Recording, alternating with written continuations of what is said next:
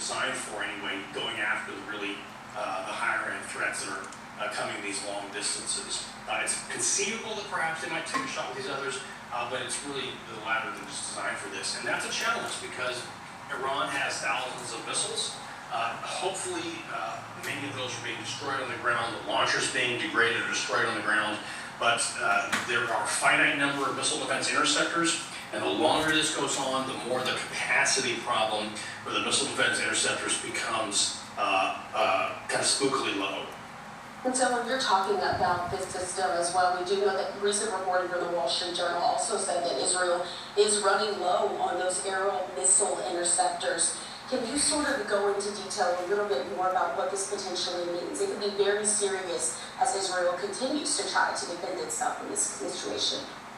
Yeah, it is serious, and I think I was quoted in that story you referenced, saying essentially this is why it's urgent to act quickly, to do all the other things to make the launchers stop, because we can't afford to just sit and play catch. And so this is where the question of really how fast the counter-offensive options are, how fast the Israeli Air Force can bomb these targets. And again, they may have air superiority, but they don't have ground superiority. It is hard to do everything from the air. It's going to be hard to find all of the launchers. They're probably not going to. And so that's why, frankly, it would be helpful if the United States were to come to the aid. It would also be in the direct interest of the United States to come to Israel's aid here on the offensive ops for the one simple fact that the United States has Aegis ships, THAAD batteries in Israel, defending Israel manned by U.S. soldiers and Patriot missiles in the region. The United States can't afford either to continue expending many of these defensive interceptors. So it's in our interest to make the problem stop as quickly as possible as well. And so we do want to point out that the IDF, though, has publicly denied that report about their missile supply. But as we continue on, really looking into what we know that when these attacks first started, it was Israel that planned some of these strategic attacks there on the missile supply system. Of course, they say they planned this months in advance. And based on their intelligence, they say that they had destroyed about 40% of Iran's ballistic missile launchers. When we're talking about the significance of that as we're moving forward and the conflict continues between the two countries, what are your thoughts on how significant it was to have taken out, like it's at 40% of those sites? Yeah, I hope that's correct. I hope that it's more than that since then. I think it's nevertheless important to be cautious, and so I appreciate the kind of the public statement of we're ready for anything that you quoted the IDF as saying, but nevertheless, all weapon systems are finite, all missile defenses are finite, and eventually you will run out. That's not a criticism of anybody, that is just in the nature of things. That goes for the United States as well as for any other missile defender in the world. And this really comes down to what is the purpose of missile defense? The purpose of missile defense is not to simply defend. The purpose of missile defense is to defend long enough to end the threat by other means. And that's now incumbent upon the policymakers and decision makers. They have been bought time, they have been bought the opportunity to do so, and now that has to be brought to bear. Do you know anything about Israel's capabilities, specifically on the Fordo fuel enrichment plant, which is believed to be buried about half a mile underneath a mountain? We do know that the Prime Minister, Netanyahu, says that Israel does have the capability to go after this secret site. Look, there are ways to, quote unquote, go after it. You can go in the front door, right? Perhaps with special forces, you can go in through whatever tunnels or entrances there are to get after that. And in some respects, that might be preferable. It might be preferable in terms of an intelligence operation to take pictures, to pull some stuff out, and then actually destroy it from the inside. Whether it's a half mile underground, whether it's 300 feet under rock, what have you, it's hard to get at. And I suspect that this is one of the reasons why the Israelis have not yet targeted Khamenei himself. They're trying to keep that possibility of negotiation in the back pocket there. So in terms of targeting it, if either the Israelis or the Israelis working with others decide not to do it from the ground, then it becomes as the image there that you just had indicates, then you have the bunker buster option, and that is really an American option with the bombers that were depicted there, and in particular the GPU 57 that really only the United States has. And even there, it's not easy. It's not easy to crack a mountain and then to continue to hammer down these wedges deeper and deeper to create little mini earthquakes that can eventually get down that deep. I'm glad you mentioned that because we've also been hearing from President Trump on this as well in relation to these bunker busters. You said it's been incredibly difficult to do. How long has it been the United States had this kind of capability? And again, if it is a possibility that Israel has somewhat of it, what would that potentially look like if one of those bunker busters was to enter? What would be left of that mountain, that site? Bunker buster. It's hard to say. It may take a half a dozen. No, I've seen that whoa. number. It may You know what take I mean by that? a dozen or 20 of them. Israel doesn't have these bigger I'll tell bunkers you that in we're 1 just second. talking I'll about. They tell you. have some smaller ones for maybe going after tunnels in Gaza or something like that. That's a different kettle of fish.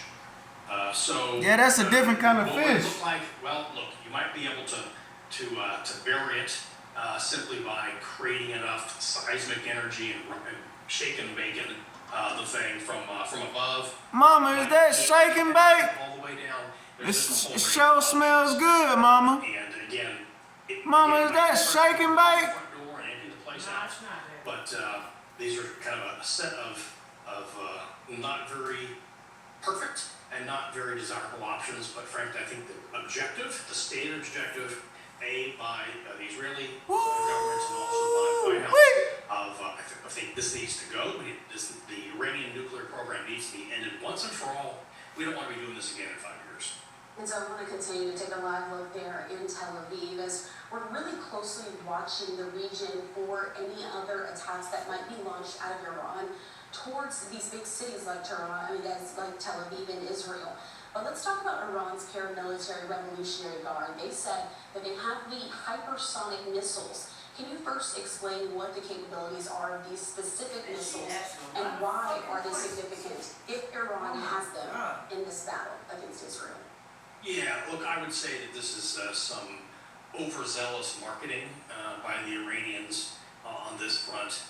When folks talk about hypersonic missiles, usually what is being discussed is, yes, over Mach 5, but really the ability to have sustained and controlled flight at very high speeds. And so typically that corresponds to, especially a hypersonic glide vehicle that goes very long distances and coming in screaming hot.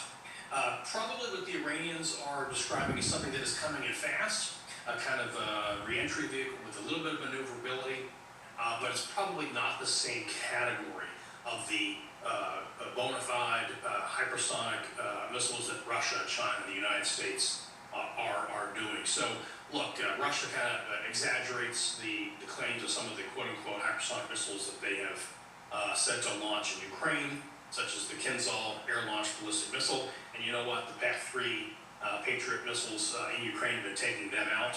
So I think it's important to kind of tamp down some of the marketing by the Iranians here.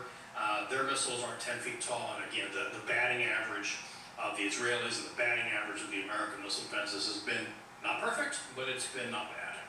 And so I was actually going to ask you about the Patriot missile defense system next. When it comes to some of these American-made products that are involved in these international conflicts, how critical is it? And are there any others that we should really be paying attention to, not just in Israel and Iran, but possibly there in Ukraine and Russia as well, since you brought up that conflict? Yeah, well look, what I would say is it's not about any one particular weapon system. What we're seeing here is a broader global demand signal for lots and lots of air and missile defenses broadly. You see this going on in Japan and Australia. Air and missile defense is one of their top 2 modernization priorities. You see it in Europe, led by the Germans with a lot of other countries in tow for their Sky Shield initiative. And you see it in terms of the number of countries that are knocking at the door, and the line is down the street and around the block. We're trying to acquire the PAC-3, the Patriot system, and a handful of other things. So the challenge is really production at this point. And I think what you're probably going to see, I'm going to predict in the coming weeks and months, is talk about, okay, we know that we've been trying to increase our production rates in light of the Ukraine conflict. I think we're going to be hearing a conversation now going even significantly beyond our production for Patriot, for THAAD, for Standard Missile, for all these different systems, and perhaps some smaller ones as well, for countering UAVs and drones of various things. The sky is darkening with all of these different kinds of aerial threats. Everybody has to look up. Air superiority cannot be taken for granted as American birthright anymore. We're seeing it on a daily and weekly basis in the Middle East, in Ukraine, so on and so forth. And if you think all that's bad, amp it up by an order of magnitude, and that's what we might be up against if, God forbid, we had a conflict with China. And it is something that we need to continue to watch as we're continuing to take these live vantage points there in Israel, taking a live look there in Jerusalem. We've been speaking now with the Center for Strategic and International Studies, Tom Carrico. Thank you so much for being with us here on Live Now from Fox. Any final thoughts before I let you go? Yeah, look, again, I think what you're seeing here is the fact of 40 plus years of investments in missile defense paying off on the part of the Israelis and the part of the United States. Anybody watching this, our friends, our adversaries, our partners, everybody watching this is recognizing, gee, you don't want to get into a fight without the ability to fend off at least a good bit of this missiles coming in, because they are now weapons of choice. All right, we appreciate you again, Tom, for being with us here on Live Now from Fox, helping us to break down some of the intricacies as we talk about the different weaponry that's being used there in the Middle East. We appreciate your time.